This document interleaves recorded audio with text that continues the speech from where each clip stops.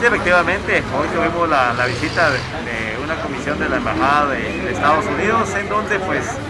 el punto principal es el tener el acercamiento con ellos, con el gobierno de Estados Unidos y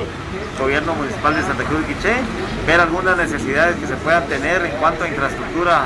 establecimientos educativos, en cuanto a el tema del agua potable, etcétera, etcétera. Entonces, hoy se tuvo la primera reunión, esperamos de Dios poder tener otra reunión más en donde vamos a plantear ya directamente las necesidades que se tienen enfocadas en varios aspectos, varios puntos de beneficio para el municipio de Santa Cruz de Quiché, y esperamos en Dios que esto siga día con día hermanando más,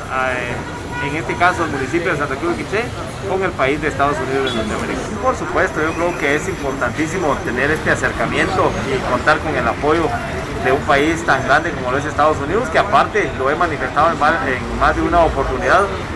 nuestro agradecimiento a este país por el apoyo que nos está brindando, gracias a los hermanos, a los paisanos que radican en Estados Unidos,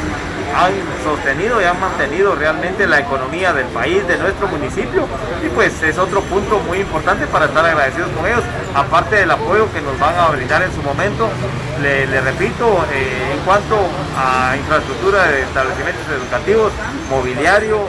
ecofiltros, la construcción de algunos puestos de salud, de repente proyectos de agua potable, saneamiento, etcétera. Entonces es el primer acercamiento y esperamos en Dios concretar